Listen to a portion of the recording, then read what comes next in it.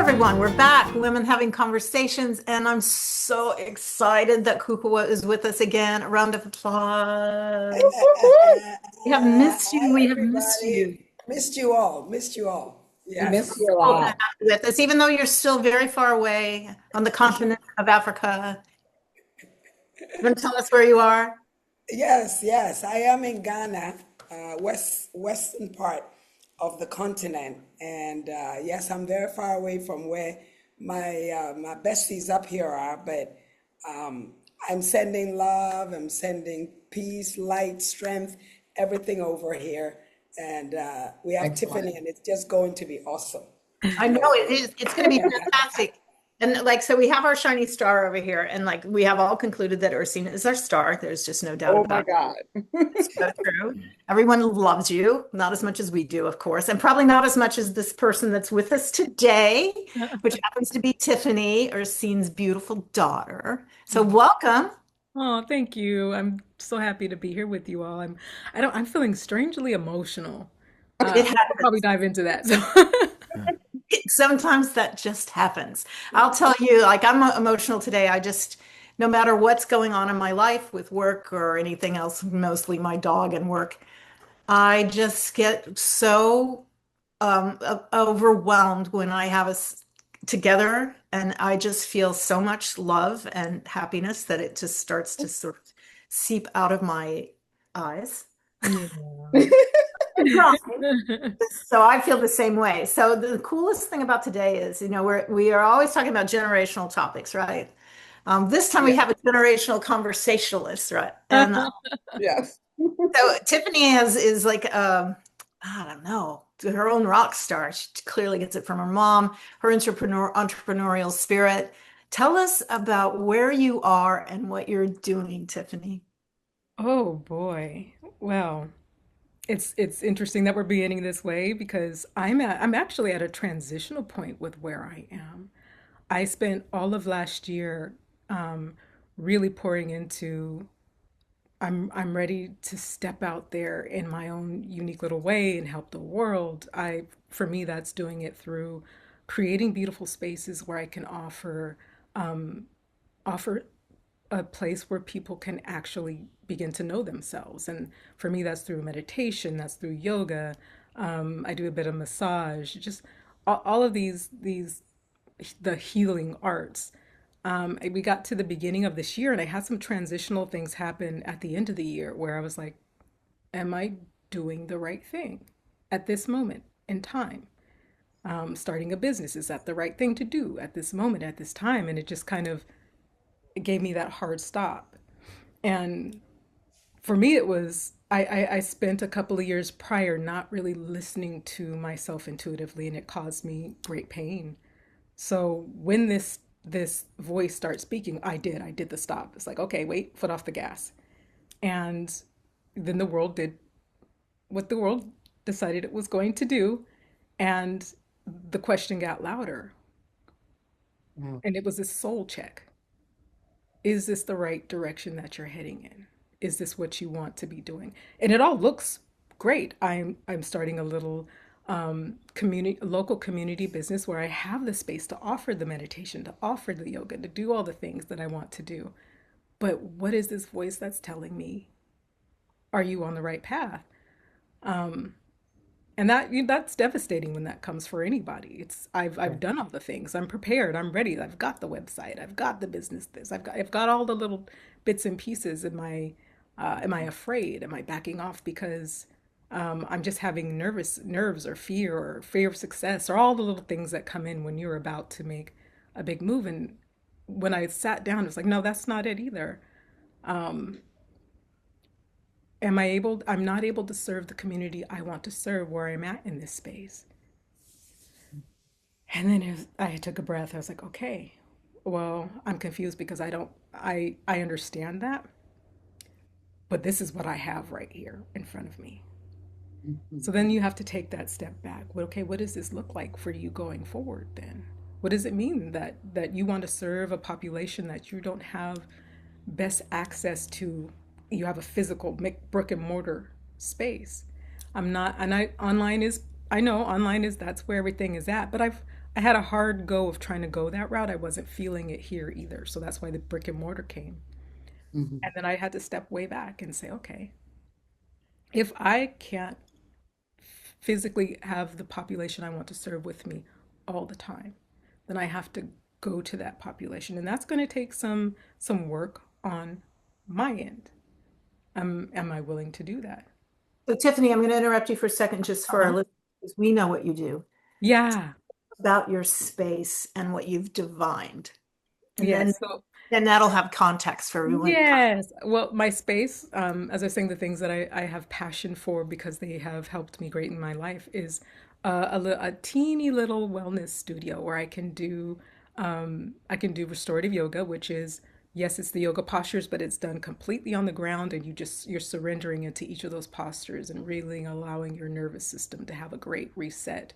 And then which allows you to go deeper into yourself. And in that space, I would also offer meditation and do a little bit of massage. So I've created this little space for me to do my talents, and that's what I've always wanted to do. I watched my mom growing up have her own business, and for me, owning my own business is like that's just the thing to do. That's what you do, you know. So I've been striving for that for so long. When I've worked for other people, bringing all of these talents into fruition. So now I want to give it.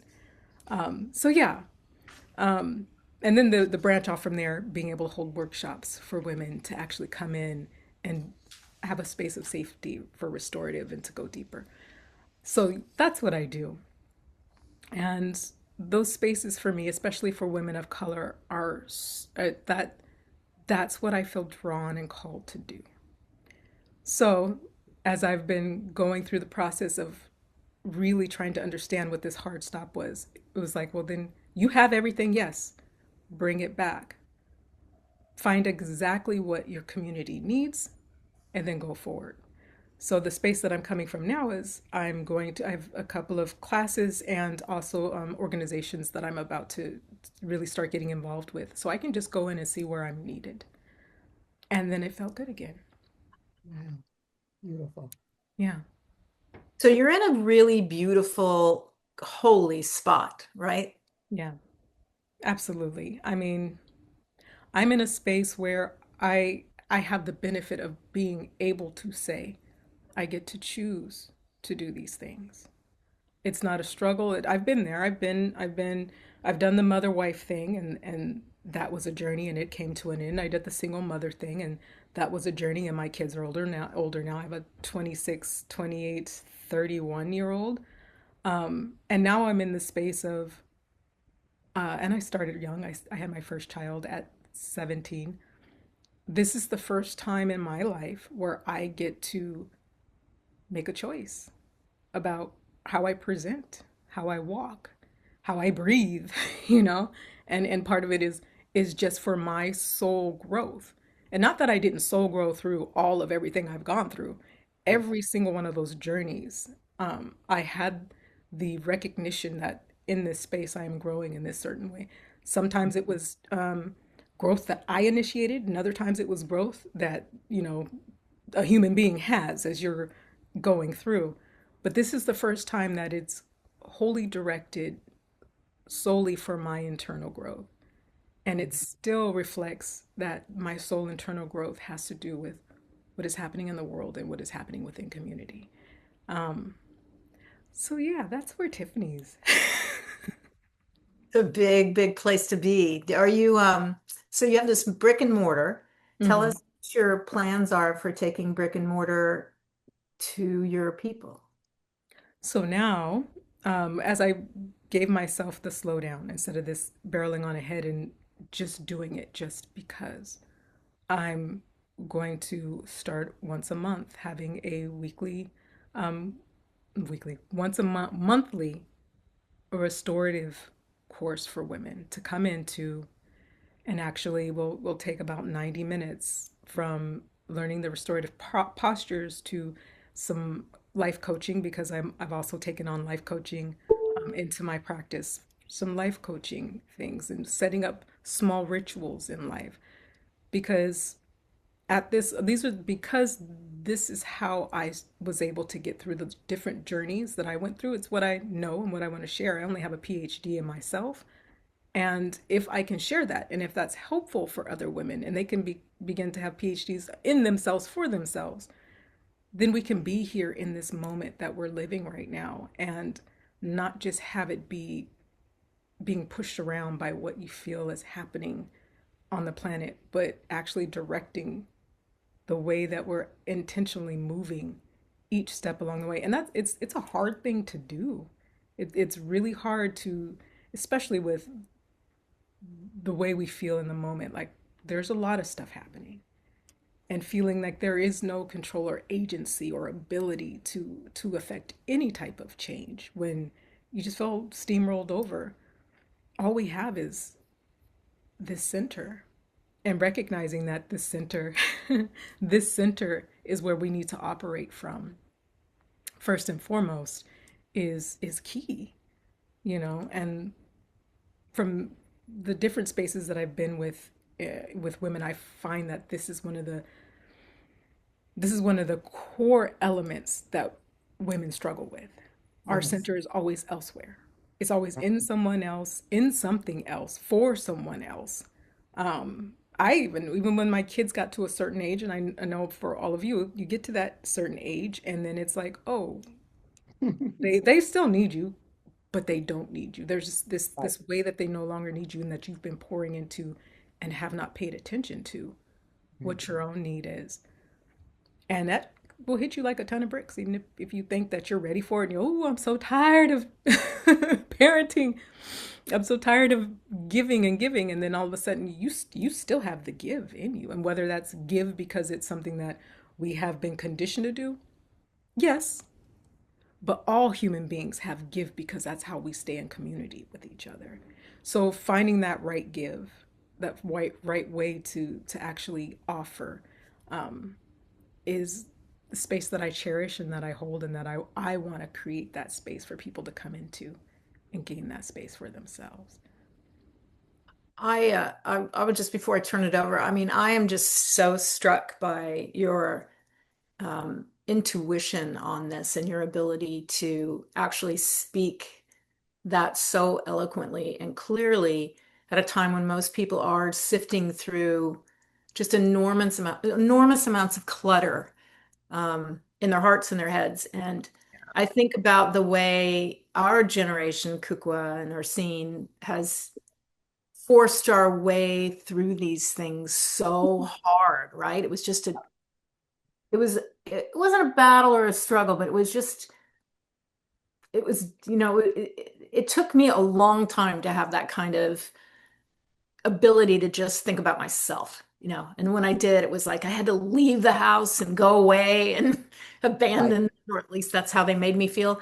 Uh, and this is such a much more positive and impactful Yes. way. And I think about you, Kuku, especially working with your girls. I mean, do you see their insights as different as yours and mine and our scenes might have been back in the day?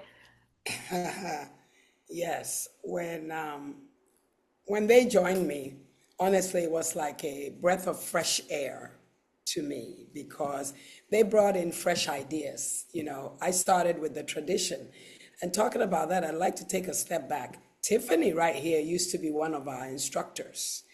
Kukuwa Fitness has a program for instructors that they go through the program so that they can teach the same format of African dance to their communities. And Tiffany was one of our instructors. And I did not even know or seen them. I did not I even know know. her. No, I did not. And so when Tiffany came in, I knew her just by her name. But then finally, come round later, I find out that Earcine's daughter is her. And I'm like, wait, so did you know she was one of my instructors? And you just said what you said, that she eloquently, Yes. spoke up about having her center and creating this around her. And she's a great teacher. Mhm. She's a great teacher, and that much I remember. And I think when our children come to join us, that's something that we let them be who they are. I know the two of you are just like me. We let them be who they are. But Yeah. what they bring into the picture is a fresher breath of air. I've decided to look at it that way. Yeah. And it helps because I have my own traditional ways, and I know both of you, we have, like you just Yeah. said, Karen, what we're used to and when way back when. But when they come in, it's just this whole brand new, source, put it that way, brand new Yeah. source. Yes, Brandon Sewell. yes. I agree. Ursine, I have to ask you a question. I mean, Wow. and it might surprise you, it shouldn't, but what have Okay. you learned from Tiffany? Oh my God. Can I tell you guys, and I hope this don't embarrass her. So tell me if it does, tell. When Of she course, was it will, but okay. when she Ah, was 3 years old, she was only 3. She says that she was a reincarnation of Marilyn Monroe. And she didn't use the word reincarnation, but she's like, ah, I'm Monroe. I knew she was, I knew she was like an old soul. And when I also, was and when I was carrying her, she hurt so bad I thought it was a boy because I would say to the doctor, I'm in so much physical pain. And it was like she would kick me, and it was just like, wow, not just kick me nicely, but she would like, boom. So, ah, but I noticed every time something was really wrong with me, and I would try to hide it from the children, and I could hide it from the rest of the children, but not from her. She's a great teacher. She would come and I could be laying in the bed, and I hope you remember this, and she would rub my face and she would say, Mom, it's going to be okay. Oh my God. ah, She made me feel like I could carry on. ah, She's always made me feel good about myself.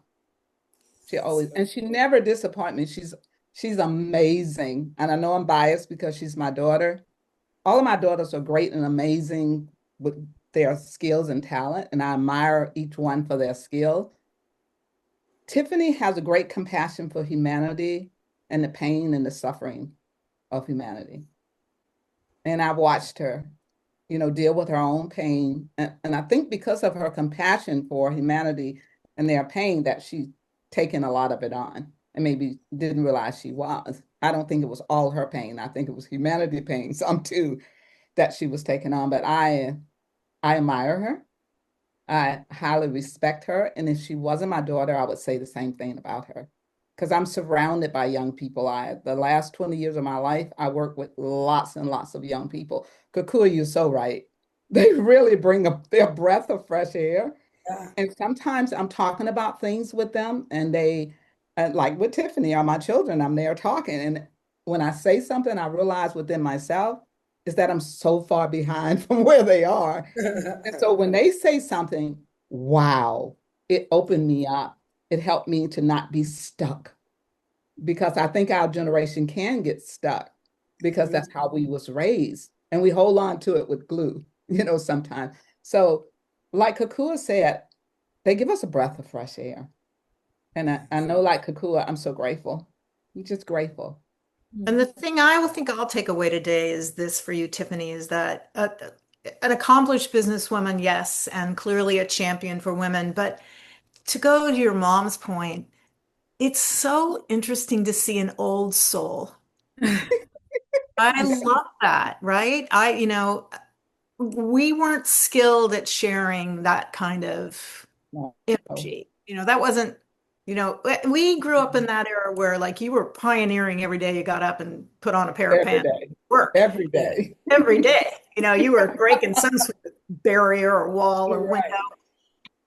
And to be able to see you be so comfortable with yourself and the people that you help and be that old soul is inspiring beyond. I mean, that's what I'm taking away today. And I know we need to wrap up, but do you guys have anything you want to add before we say goodbye? I would just like to add for everything you guys said, we were watching. We were watching, and it's a part of our own DNA And the reason we're allowed to be that much more free. And I'm watching this happen with my own children. For everything that I felt like my generation didn't have to give, I'm watching them take it another step forward. So this rite of passage that we're creating is something that we're all a part of. And I'm emotional now because you guys, I'm so grateful. I'm grateful for what you're doing right now, because then you're still till this day making sure that that goes on, which inspires me, which inspires my children, which inspires y'all again. Tiffany, one last thing before we do go. You must share your website. Okay, it's soul, SOL, sanctuary.com. So it's the sun and it's the soul, and it's all coming together to bring you bright and beautiful things within. Perfect. Thank you very much. Thank you. Okay, no, Wow. I'm okay. Can we all just do a little bow of grace and gratitude to each other, because Yes, I can't think of anything better to do today. me either. Thank you, you guys, and until next time, love you. Women Having Conversations.